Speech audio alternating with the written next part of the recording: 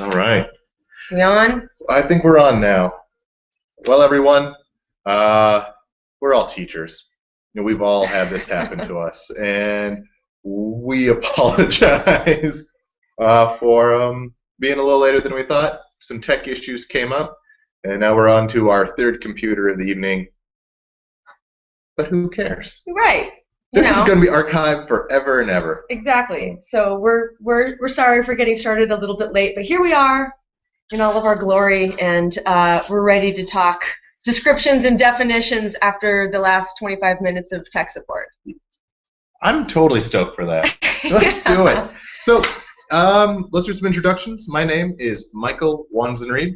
I'm here with the Boise State Writing Project. I'm a fellow from last year, 2013-2014, and this is... I'm Anna Daly. I'm a fellow from a few years ago. I don't remember exactly which year, which is perhaps blaspheme, but yeah, I'm a teacher in Boise. I currently teach sophomores English, and I've been working with the Writer Project for a few years now. So we wanted to mention that, just like last week, we're going to be moving through a couple of different text types, and we also wanted to mention that a lot of what we're doing in this OLE is connected to Jeff Wilhelm's book, Getting It Done, which is a really great resource to have if you haven't already checked it out. So without further ado, we're going to get going. And if you just hold on for 1 second, Anna, what's your email? It's Anna Daly. DailyAnna at Hotmail. Okay. I'm going to send you the link to send to everyone else. Anna, in case they don't have it. And I will pull up the other slide. I'm just sending out the link for everyone to come join us. We're not too sure if it's exactly like it was last week. I'm going to do a slide share right now so you can see kind of what we're going to be working with. They're saying I'm not seeing it. Well, shoot. So like we talked about last week, and we kind of forgot to emphasize, is that makes are a really important part of the cycle. And by makes, we kind of intended to be thought of as a project that you take on to help kind of internalize and understand how the text types that we're going through in each of these cycles really kind of plays kind of an unconscious but pivotal role in how we accomplish and do new tasks. Last week we spoke about lists and summaries, and Micah and I from 2 weeks ago we talked briefly about how summaries and lists were coming into play with what we're doing. So we're going to try to model and encourage you to think about projects you can take on. Do you have any thoughts about that, Anna? Well, yeah, I mean, like you said, we just want to really encourage people to think about what kinds of projects you want to undertake. They could be related to your classroom, but they could be unrelated to your classroom. They could be projects that you wanted to take on in your personal life. So we're going to ask you to do some thinking tonight about what kinds of projects you want to make. And this is really important because situating yourself as a learner, situating ourselves as a learner, allows us to model a lot of the thinking that we're doing for our students. And so we really want to encourage that creative process. So we're going to ask everybody who is watching to think about what kinds of projects they might want to undertake. Okay. You mentioned a couple days ago when we practiced this that you were using the term teachers as learners. Yeah. And I really like that expression. Yeah. What did you have in mind with that? Well, I actually stemmed from a conversation that I had a couple of weekends ago with a guy named Eric, who is a ski instructor at our local ski resort, Boise Basin. My husband and I are taking telemark ski lessons, and we're both of varying levels of experience, and we're both trying to improve our turn. And so 3 weeks into the 4-week session, Eric, our instructor, said he admitted to me that he was nervous when he found out I was a teacher. And I had a lot of different things in mind when he said that. I thought that could be good, that could be bad. But what he ended up saying was that in the past, when he's had teachers in his ski lessons, he's found out that teachers like to spend more time telling people what they know, and this is what they prefer to do, and they don't typically, in Eric's experience, do very well as learners, taking direction and incorporating their, that direction into what I they already do. know this.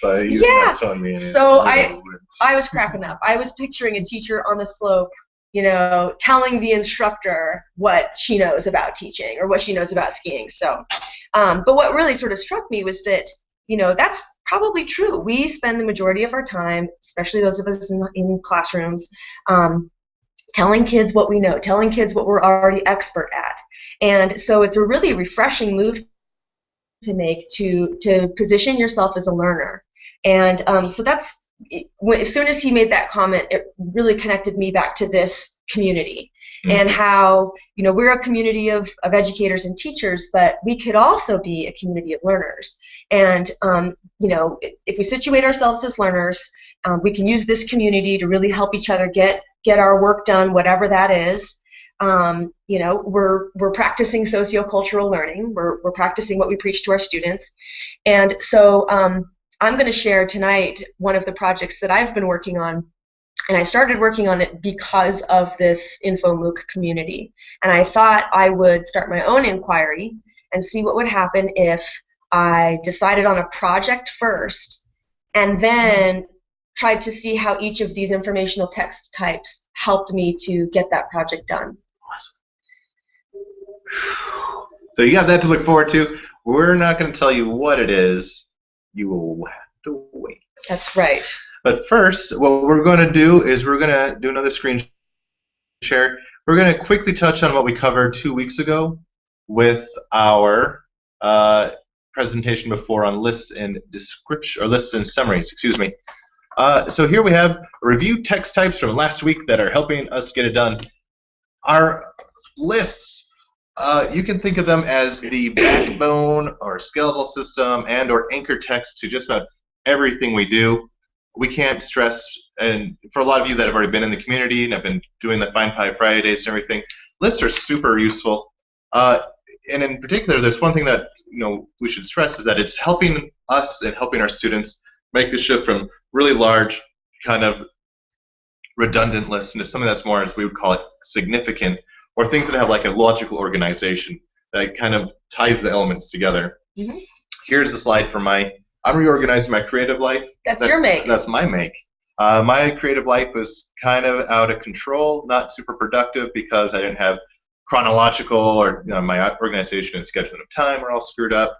My spatial time was all screwed up, and so I'm kind of trying to take control of that. So here's my significant list for things that I needed for just fixing my desk. I'm taking off the leaf and I'm cut a new piece of wood, so I have more space and a better space. And this is a list that I came up with, things I needed. Tape measure, wood, saw, small chisel, wood glue, etc., etc. I even added time and food because those are important to factor in there also. Yeah. If you looked at this list, you would know that I was doing something woodsy or carpentry. Yep. But you wouldn't know what I was doing. Sure. That's okay. Yeah. That's for me. Yep, exactly. So there's a specific purpose and a specific audience of one. Yeah. Yeah. Context and purpose, people. Very good. All right. So we also talked last week about summaries, of course. And Mike and Micah did a really great job of highlighting how summaries can be applied in the classroom. So following that TDPP protocol, the project that I'm working on, my make, is a podcast that I'm doing with a colleague, another BSWP writing project fellow. And so we summarized all of the most important revisions we wanted to make to our podcast after we recorded the first one. And so I've shared that summary with you here, and it really helped my partner and I to focus on what were the most significant revisions that we wanted to make, and it also helped us to kind of categorize those revisions a bit when we had to look at the pattern of details. And we think that the primary pattern is that it really shows our lack of experience because, we're undertaking this podcast, which neither of us have done before. So it's kind of an ambitious project, and so I'm going to share some of my podcast with you tonight, and be gentle because I've literally done 2 of these, and I still have no idea how to edit. Oh, come on. The second podcast, as you guys will see later on, is light years. And not your first one is the first one. It's okay. It's not even bad. It doesn't have a chance to be bad. It's your first one. It's a crappy rough draft. We'll put it that way. But there's a purpose for that too. So if you guys are still with us, if you're able to tune in, we have 13 viewers right now. Good to see you. If you're having any tech issues, if your audio or video is coming out, we have heard if you're using a Mac, that Safari is better to use.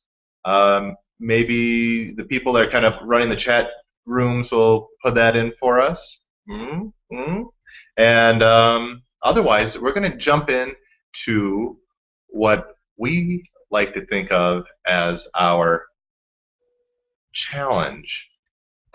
Our viewer challenge number 1 for the evening is...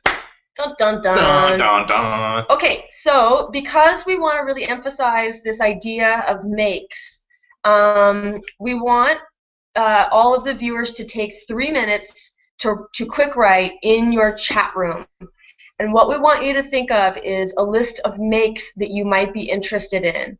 Now, these could be makes from your classroom if you wanted to. So, for example, one of the things that I would like to make for my classroom is a better online community. Right now I'm using Wikispaces, but it's not everything it could be. So you could think of makes that you want to do for your classroom. Maybe you want to set up a lab. Maybe you want to set up, some sort of an art center or something like that.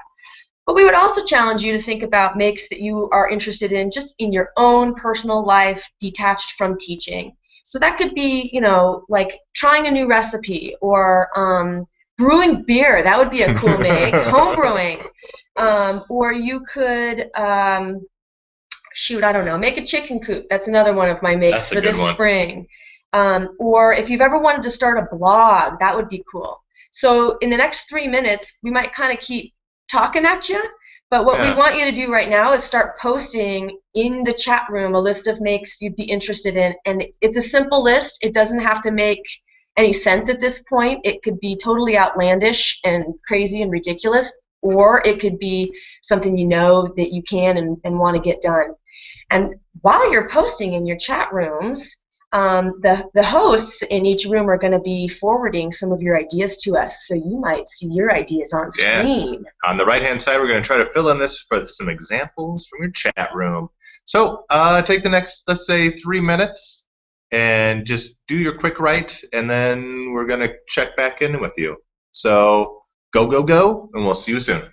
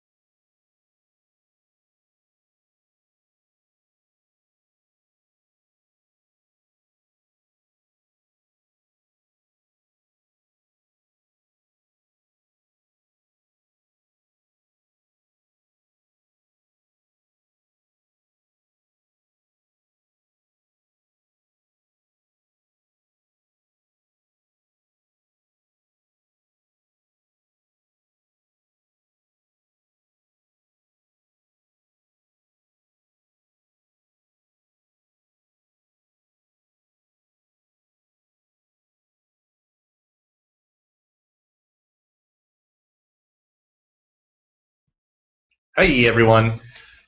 Well done.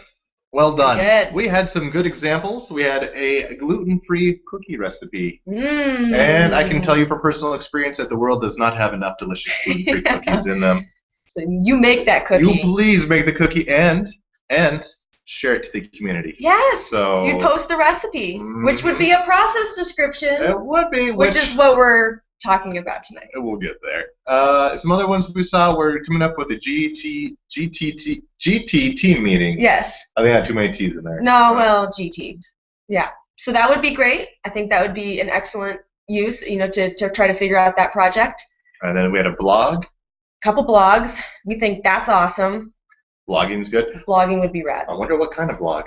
Yeah, blogging about what? I wonder. Somebody said, What? Somebody else said, I recently bought a tractor and I would really like to do some homesteading on our 10-acre property. A larger garden, a fresh fruit stand, goats. Oh my gosh. Goats. So exciting. Painting, redoing the TV room. Okay, so you guys you have the idea. This is what we want you to do. So step 2 that we're going to ask you to do, and bear with us, but this is important. A lot of research shows that in order for goals to kind of set or stick with us, is that we need to kind of describe them to ourselves, what we're going to need to do or what we anticipate. So I want you to take another 2 minutes to do another quick write in your chat room with one of your ideas about how you would describe to yourself what you think you will need to successfully accomplish this. Yes. You can think about what materials do you need for your chicken coop? What kind of knowledge do you need for your homestead? What kind of skills do you need for a Pilsner beer? What kind of... You get the picture. So in 2 minutes, please post to your chat room. We're going to check in on it again, and we're going to type more stuff in there. And we will see you very, very shortly.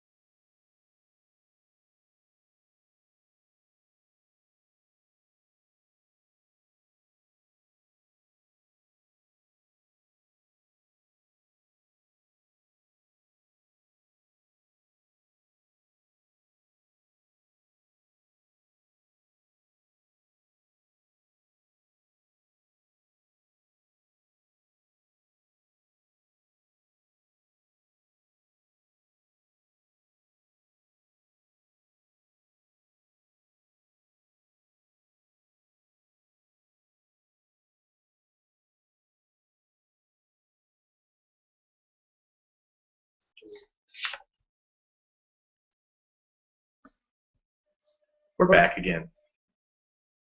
So we hope that you have been thinking about what kinds of things you would need to pull together in order to pull this make. We actually just got some posts up. Robin says, I'm need to read, watch videos, and try to have too many ideas and lose focus. I also Me too. I need to sell my ideas to my husband. Robin, I know what you're talking about. And Yeah. to have. Linda says, I need to get teachers to realize that there's something in blended learning that is going to make teaching more manageable and not so overwhelming. Totally. So that's great. Thank you, guys. Well, we hope you're finding this useful. Maybe some of you are going, but they haven't talked about description. Right. So we're going to. We're hoping to front load you a little bit That's with right. that. And the reason why we've started with the makes is because we want to experience these text types as learners and think about how these different text types, lists, summaries, descriptions, definitions, and so on, help us to get real work done. And we think that if we are all situated as learners and we're experiencing these text types in our processes of getting stuff done, that we'll be able to model those processes so much better for students and share with them how we are engaged as learners. So tonight we're going to be talking through how we've used descriptions and definitions, and we're going to use examples from the makes that we've done, as well as how we've used descriptions and definitions in our classroom. So we're going to sort of be jumping back and forth between those two things. And some of the ideas that we're using have been taken from the book that we're using for this, Get It Done. I can't tell if it's backwards in your video or not, but those words are Get It Done by Wilhelm Fredrickson and Michael Smith. Aptly titled. Get It Done. As you see, we will be getting it done right now. So bear with me as I do another screen share with us. And we're going, here's where we're going. We have, this week, descriptions and definitions about how to get it done. And we'll be going over descriptions, simple and process, as well as definitions, short and extended. And you're probably asking yourself, oh, Mike, what do you mean by a simple description? I'm sure that's the question on everybody's mind. They're probably burning up to know. And you're going to be surprised to know that a good description is the same as a significant list or properties that basically have a logical structure that will bring specific attributes to mind. Exactly. Now, if I said the word apple, what comes to your mind? Red, soft on the inside, kind of hard on the outside, tasty. Bam. Could those be used for any other thing in the world? Yes. Yeah. How do we make it significant? Well, I'm probably going to have to think about who I'm defining it for. Yeah. I'm going to have to think about my audience. That's probably a lousy description for a biologist. It's probably a lousy description for anybody except for maybe a child. I don't know, but it's a good description for yourself, though. Sure. So I guess, like you said, if you were a poet writing a poem, you'd go like, round and sweet tasting. People are like, I don't know. Yeah. But if you started talking like Adam and Eve and all these other things, people are like, oh, yeah, I get it. Yeah. Gotcha. Absolutely. So one description that I put on here was a visual description from the PowerPoint of my desk area. And I don't need comments about not a good drawing or anything. But these were kind of visual descriptions. They're very spare, but they tell me exactly how much room I had to work with. I had another piece of wood here on the top drawing that kind of gives me an idea for the angles that I'm trying to get and everything. And then I could sketch it out on the bottom one. It turned out beautifully, but this is, descriptions can be very, very simple and very, very focused. So. Yeah. All right, and now we're moving on to our next slide. Viewer challenge. Number 2. So, in your chat room, what kinds of descriptions could you read or write that would be in service of getting your make done? Get your make done. Get your make done. Get your make done. Get her done. Or what kinds of class description assignments have been successful in your classroom? So using this simple, what is this simple definition of definite description? How can you use it for your make? What do you anticipate coming up? Yeah. And we would like you to take a couple minutes again and go to your chat room and fill it in. If you have any questions, post it to your chat room. Thanks, guys.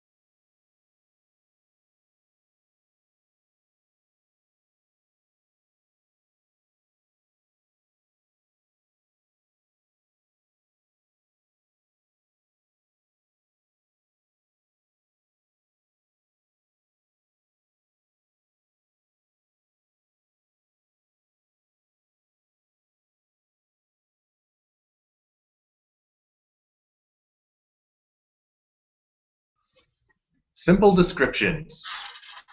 What did you guys come up with? Did we have anyone in the chat room? We might have some people. Oh, Here we go.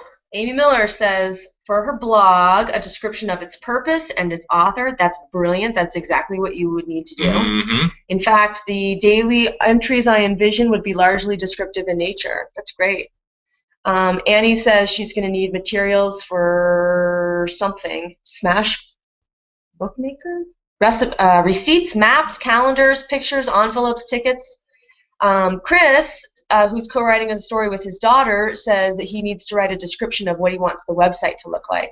He says, I'll need to read a lot of descriptions of how to do things on Google sites. So that's certainly true. And Chris brought up a good point that sometimes it's the reading of descriptions that are really, really important, and sometimes it's the writing of those descriptions that are important. But either way, they're coming in and they're telling us what we need to know. Yep. You had a couple where you wanted to describe the tone of your podcast. Exactly. That you wanted to describe who and kind of what kind of guests you wanted. Yep. And we also wrote a description to give to our guests. So right now we're basically inviting our good friends to be guests on our podcast, on our radio show. But even they are nervous showing up and then recording a conversation. And so all of our guests so far have asked for a description of what we want them to do. So help them plan. Exactly. Okay. And just to have an idea of what they're going to do. So we've written that description. And then we've also written a description of the podcast, kind of similar to what somebody was saying earlier, I think Amy, for her blog. Just a description to put on whatever website we end up going with. I read descriptions online about different platforms for storing and sharing podcasts. Can you think of how you use description in your classroom?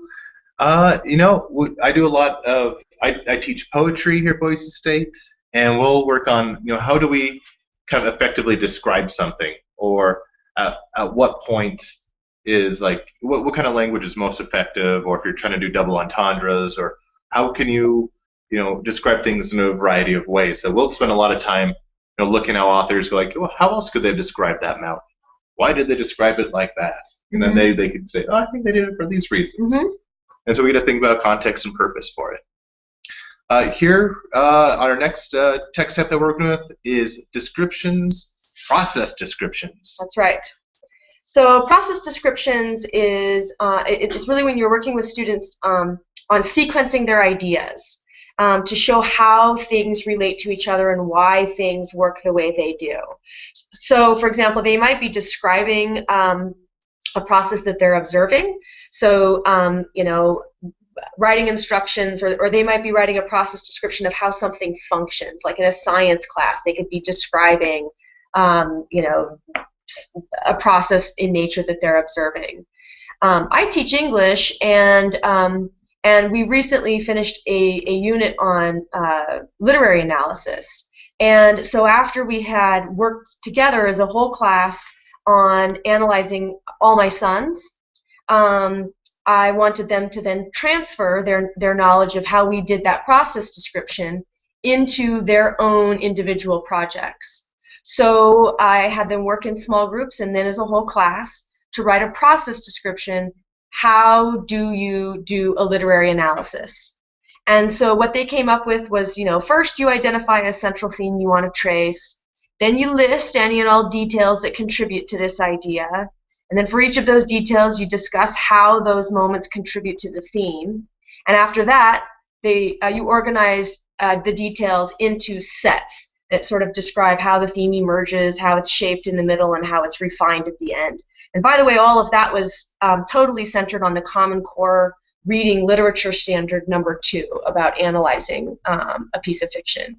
So I felt like the process description was really, really beneficial because it was metacognitive. The kids had to list all of the things that they had done in their literary analysis, and then they had to put it into order and explain how the steps related to each other. So I really liked the process description as that sort of metacognition piece. That's awesome. And that brings us to viewer challenge number 3, which is to post in your chat room what kinds of process descriptions could you read or write that would be in service of getting your make done? Or what kinds of process descriptions assignments have been successful in your classroom? That's right. And you can just think of this as, what kind of like how-tos or recipes, or, if you were a history teacher, maybe you say like, how did the invention of the cotton gin affect American slavery? And then, so you're just trying to show how one thing kind of affects another, or how two ideas relate. So we're going to want you to take 2 minutes to kind of post in your chat room, to kind of think aloud and share with each other what you're seeing from your own classroom.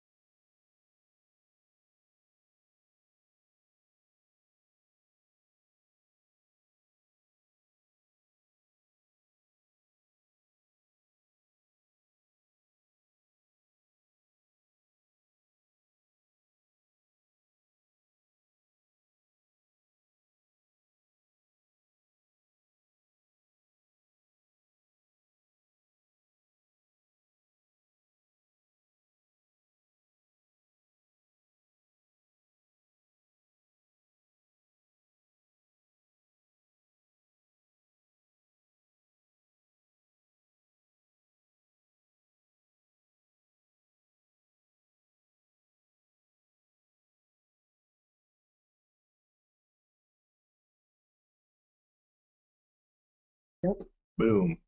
We're back. So process descriptions. When I was trying to figure out how to do a podcast, because I have no idea at all, I ended up discovering that the thing we needed to do the most was edit our conversations. And so I went online and found these YouTube tutorials about how to edit in GarageBand, and which are essentially process descriptions, right? Any YouTube tutorial, how to blog, or how to start a website or whatever, those are process descriptions. And what was interesting was that I found out, as I was looking through all of these YouTube tutorials, that if I typed in the words GarageBand tutorials for dummies, I actually found the process descriptions that helped me the most, which just goes to show you how much each of these text types really are rhetorical situations. And a process description that is aimed for an audience of people who are already familiar with the editing software is not going to work for me, because I have no idea what I'm doing. Yeah, GarageBand for experts would be a little different than what somebody goes like, I don't know how to import a file. Right. I don't know what an MP3 is. Exactly. Those are things you pick up. And I ended up writing a process description. For my podcast. So we were in the process of editing our second podcast, and we got to thinking, gosh, there's all of these really wonderful NPR programs and radio programs that we kind of want to model our podcast off of. And so I listened to one of my favorite radio programs called On Being with Krista Tippett, and as the radio program was going, I just started writing down her process. And my process description got more extensive as I went, because I started paying attention to more details and different details. And so writing that process description, if it were to be graded by a teacher, it wouldn't look very good, or at least it wouldn't have at the beginning. But it was incredibly useful in helping me get my work done. You showed that to me. And you were saying, like, here's the intro, how long it took, right? How she would have the music and what kind of music behind vocals, or kind of as a way to like shift from one segment to the next. Yeah. And it looked really, really useful, but also something that wouldn't be intuitive at all. Right. Like, when you're starting from scratch, you don't think, oh, I should have this intro music, then maybe have a shift into another kind, and then have the voiceover. Like, that's exactly. So it was nice to look at a model and then write a process description based off of that model. we have some people here who said, let's see, I have found that a 5-minute conversation about what a student has created can be really powerful. That's so true. And really you're getting a student to do a description of their own process, which is highly metacognitive and really, really important. Amy says we've been working on argument writing, so I think describing how to go about crafting an effective argument would be useful. Asking your students to kind of go through the steps and go like, all right, what do you need for an effective argument? And have them think about it. Yeah. It really makes them thinking like, where do you start? Where do you end? And what connects the two? Exactly. Yeah. What are the connections between these steps? And why is one a prerequisite for the other? Or why is one step subordinate to the other? Any more? Is that? An artist statement for projects or presentations would be a good process description.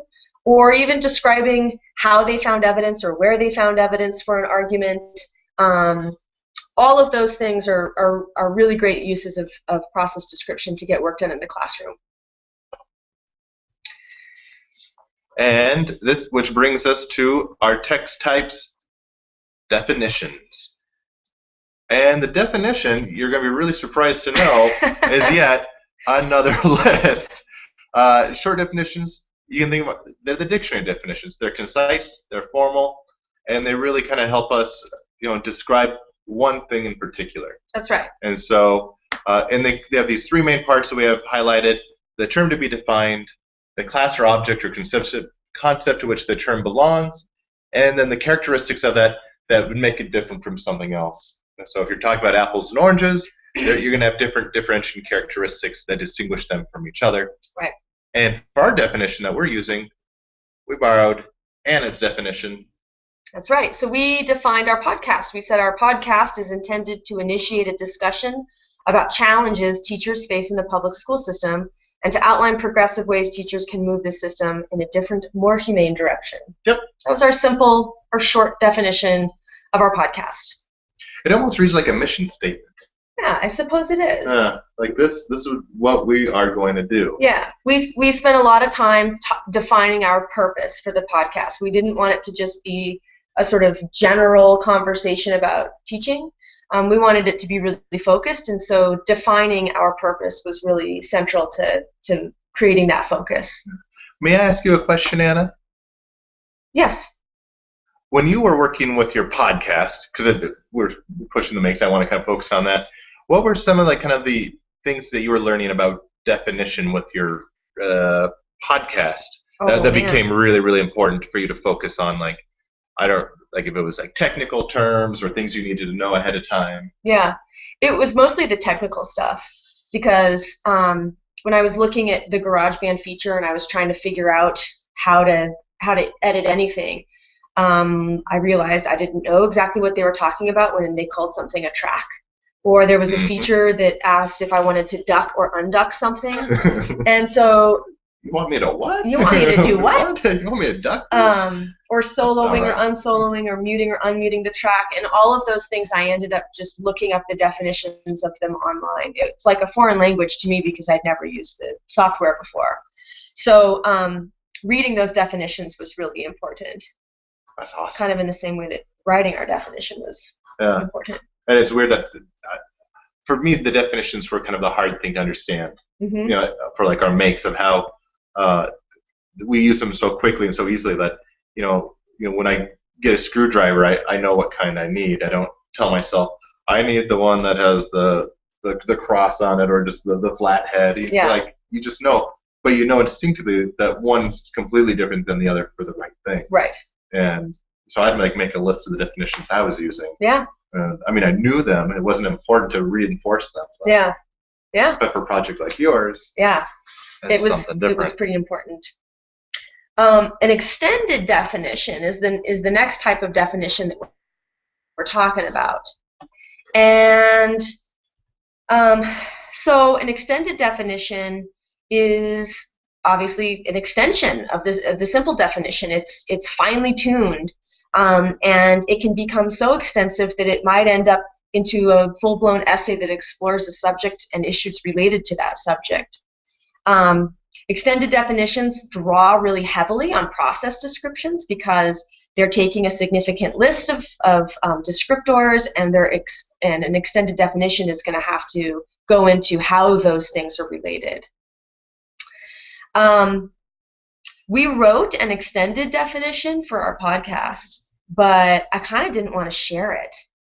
Why not? Well, it was kind of intended for a different audience. So our simple definition was something that we felt like we would share publicly, but our extended definition really went into defining what kinds of conundrums exist in our particular school district, and defining the particular students that we see in our schools, and defining the kinds of teachers who are maybe a bit more hesitant to embark on making changes in their teaching practices. And so, because of the sensitive nature of the context and the audience, the extended definition of the podcast is kind of secret. What I would like about it, though, is that we keep talking about the purpose and the context. Right. And so if I said, I could even kind of flip it on you and say, like, Anna, what would be your ideal podcast? Mm-hmm. Or teaching podcast? Maybe not yours, but another one. Mm-hmm. But you could say, like, well, all your examples are still going to be pulled from, like, the Boise School District. Right. You're still going to be using your own examples to kind of flesh that out.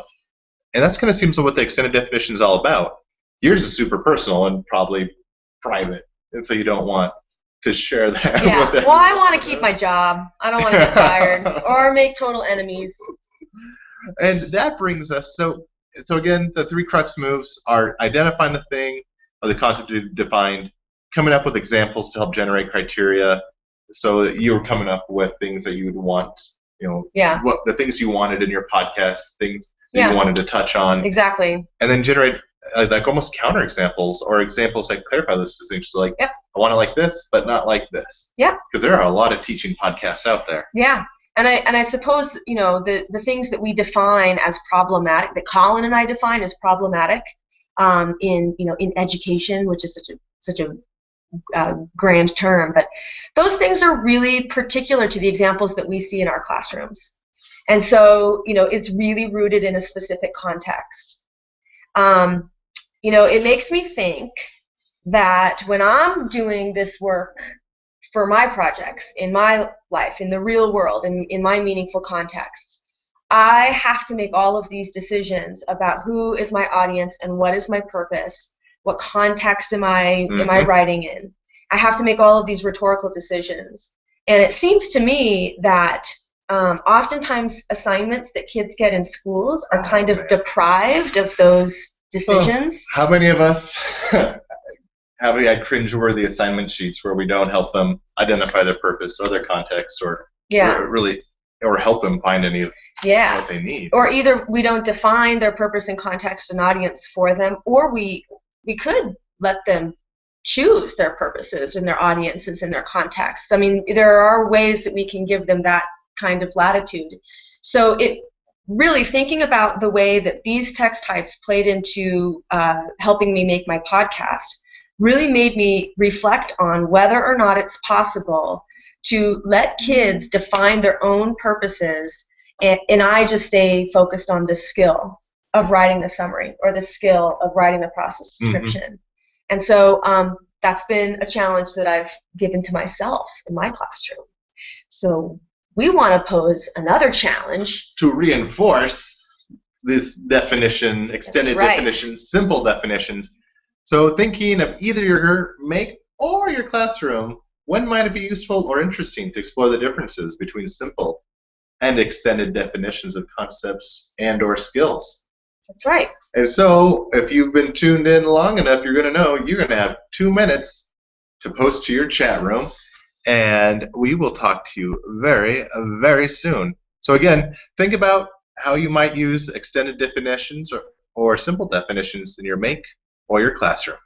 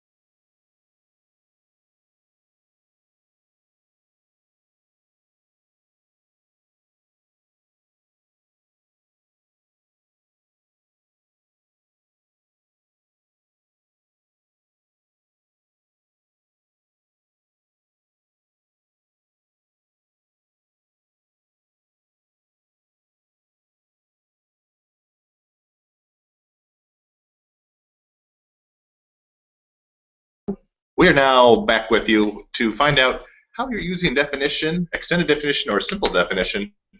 And Mr. Christopher Butt says, I like the idea of a simple definition as a formative assessment and extended as a summative assessment and possibly part of a rubric for a final project. Yes. You can revise it as you go through your unit. Jeff is reminding us that he thinks of simple definitions as ways of defining terms that are important to understand, and extended definitions for concepts that are transferable or that are up for grabs and contended in some way, like what makes a good relationship. Mm-hmm. So that's a good point. The point that Jeff makes there reminds me of just recently some students were doing a project and they were inquiring into whether or not we should legalize gay marriage. And they started off with a really simple definition of what is marriage, and they said, oh, it's a union between two people. And then, man, when they started to unpack that and really extend that definition, they found out, it's a spiritual practice, it's a religious ceremony, it's a social political contract, it's a civil, provides certain rights for people. So the extended definition of marriage really got more complicated. Michael Lowers, Amy Miller says, Anna's discussion made me realize I really need to define a target audience for my blog. Yeah. Totally. Yeah. I think you can't write for everyone. Exactly. Like if we were trying to make this podcast, or this not a podcast, this YouTube video for everyone, it'd be a lot different. But we want to focus on you teachers. Michael Lowers says, simple versus extended definitions makes me think about assessment along a progression of learning, formative to summative. Right on. Linda says, perhaps this would be useful when working on a skill and how one might assess the skill, similar to a checklist. So I think that's a really good point. Excellent. And now we're going to kind of transition into what we really wanted to get out of this, to keep folks on the make. This is kind of like our finale. We're going to have you listen to a couple minutes from each of Anna's podcasts, and then what we're going to do is I'm going to kind of start an interview with her, asking her questions about kind of her process, what her and her partner Colin were thinking about as they kind of make this podcast. But then we also want to field questions from you in your chat rooms. I want you to be able to, or we want you to write back to us questions that you have for Anna, for tech issues. Maybe you have observations or experience with GarageBand. We really want to emphasize that we are a community at least for the next 6 weeks. And if we make good connections, we'll be a community for much, much longer. And so we like to think that this is where it starts. So we are now going to listen to the first couple minutes of their very first practice. We hope you'll be able to hear. If not, we'll be able to post them to the InfoMOOC Make Bank. Oof. Yes. In fact, the first one is already there. So we'll just listen to a few minutes because the first one's pretty bad. Okay. So this is our inaugural conversation. Yes. One of hopefully many to come. With smarter people than us. Talking about teaching and learning and change and how do we implement change in meaningful, powerful ways. Should probably introduce ourselves, right? I'm Colin Kohlmeyer, and I teach at Capital High School in Boise School District in Boise, Idaho. I've been teaching for about 7 years. I teach English, and this is... I'm Anna Daly, and I teach at Boise High School, and this is my 10th year teaching high school English, we both taught a range of classes from AP, college credit, all the way down to sometimes interesting, oftentimes interesting students who are English learners, who are regular English students. Kids on IEPs and kids involved in special ed and all kinds of stuff like that. So I'll stop there because it's that bad. Like, we didn't even know how to introduce ourselves, but we had been talking about blogging for a really long time, and we decided that when we started writing about teaching and what was going on in our classrooms, the tone got too negative. But when we talked about teaching, we always talked about like the victories in our classroom and what was going really well, and this thing I tried worked really, really well, and so we would share those things with each other. So that's why we decided to switch over to a podcast so that we could really get together and talk and just record our conversations. And so that first podcast was literally just, we were like, well, why not just restart recording right now? And so that's what Let's we did. just talk this out, see what happens. Exactly. All right, I want to hear the second one. The second one, so much better. All right. Oh, wait a second. Hang on, I've got to, let me find it. Oh. There we go. So again, if you have any questions for Anna, I mean, not even questions, maybe you want to crowdsource a problem that you're having with your own classroom, with tech issues, post them in the chat rooms. Have things get fielded to us, and we'll post them in the community. Or you can go to the Google community website and let's get these conversations going. How many of you have podcast experience? How many have blogging experience? How many of you have, I don't know, movie making experience? This is when we can start kind of getting to know each other and kind of lending assistance. I like trial and error learning, but it's also really nice to not have to make all those mistakes. That's right. And so here's our second episode, and I can tell you that in between episodes, we wrote a list. We listed all of these informational text types. That's how geeky we are, because this podcast was kind of in preparation for this info MOOC. And so we listed all of these text types, and we wrote down all of the things that we could do within those text types that would help us to get this podcast done. And so this is the first couple minutes of the second podcast. So I have this kid in my ELL class.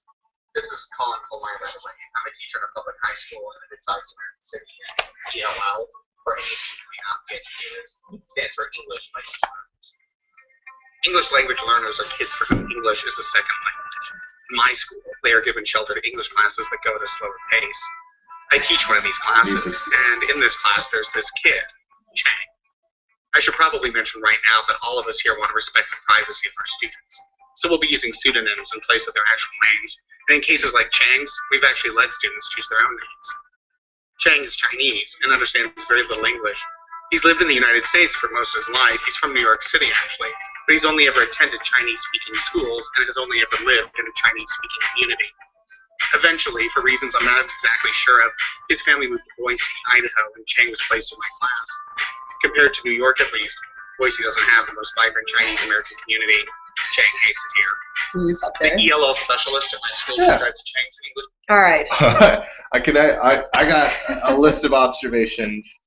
One, it's interesting, like when you said that you were kind of using the on being kind of as a way of kind of like framing some of your ideas with this, because it definitely followed, that new introduction followed the like Radio Lab introductions and a couple others that have like that. Yeah.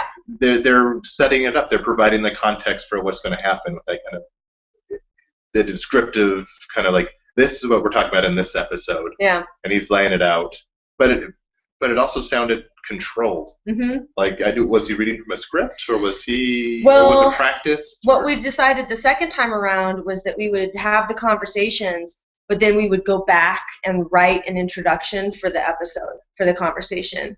So we went back and we wrote that out as a script, and then Colin read that introduction, and then we ducked the music underneath his voice track. See how I learned my technical terms? These are you using technical definitions. You just described your process definition or your process description what you're doing. What else do we have? With the music, we had a conversation about the music and whether we should use that's from a band called the XX, and we ended up going back to how we had defined our audience, and we said, we want to speak to.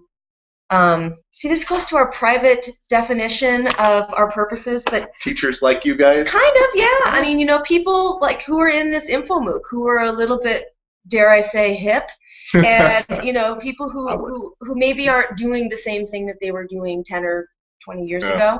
And so we thought that the music is kind of a cue to those kinds of listeners that what we're talking about is significant and that they're human stories, and we're talking about kids as humans first, and as students in grades second. I sometimes get really frustrated when we describe students in terms of like, well, we have 13% ELL students, or we have when they started getting smushed together. Yeah. And I know there's times and places for those descriptions. Yeah.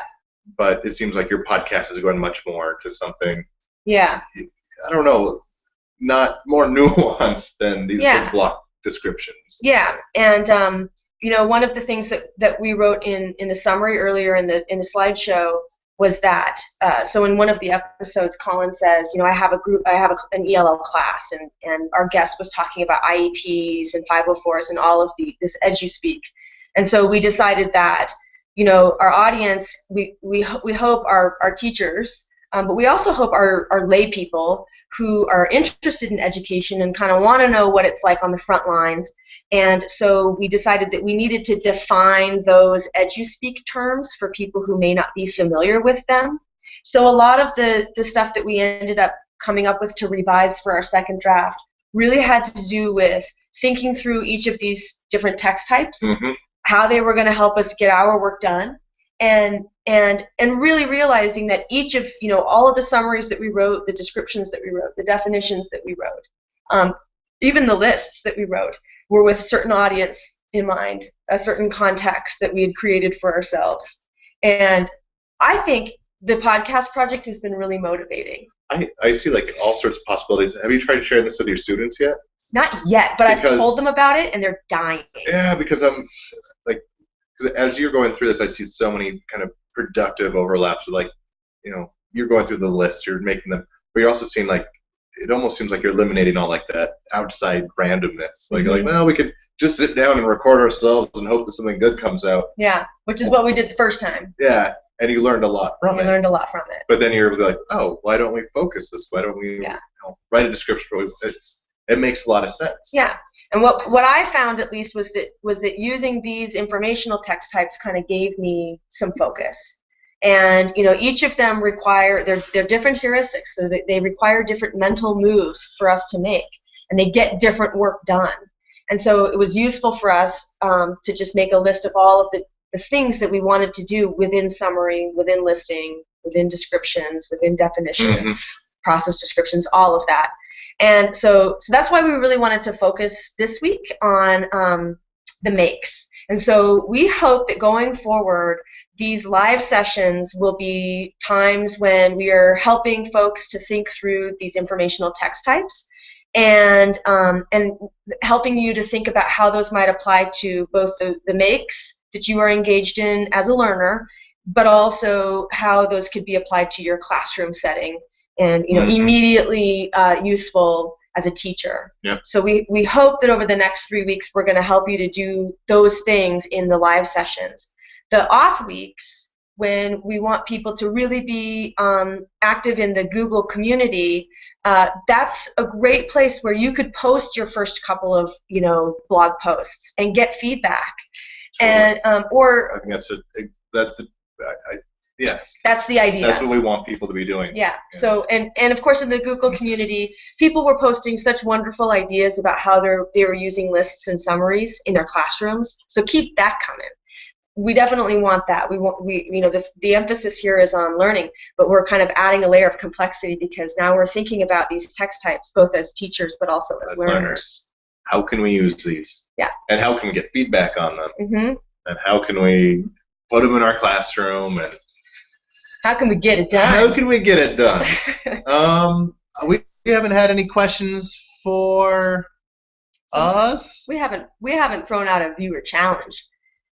We contemplated throwing them viewer smackdowns, but so if you have any questions, we'll be, I guess, here or the InfoMOOC. I mean, our hour is almost up. Our hour is up. We apologize for the delay. Sincerely, it wasn't our fault. Not expected, but you're a forgiving group. Thank you. Find us on the Google community. We'll be uploading our PowerPoint to the InfoMOOC Make Bank. If you don't know where that is, go to the community. We'll post a link to it. We have also archived this episode will be archived if you haven't been able to see it or if you want to watch it again, as well as our first episode that Michael Lauer and I did 2 weeks ago. That one's all saved up. It will be broadcasting for eternity. So you've got a lot of time to see it, but don't forget about it. And what else? I don't know. Should they? I think that's it. I think we can sign off. Yeah. As soon as we're done here, the next week cycle starts, and that's when we start doing our projects and talking about them. That's right. So I think the chat rooms will probably be blowing up, available for the next few minutes until folks sign off. So we'll chat with you there. Chat with you soon. All right, Thank you, everyone. everybody. Thank you, guys. Good night.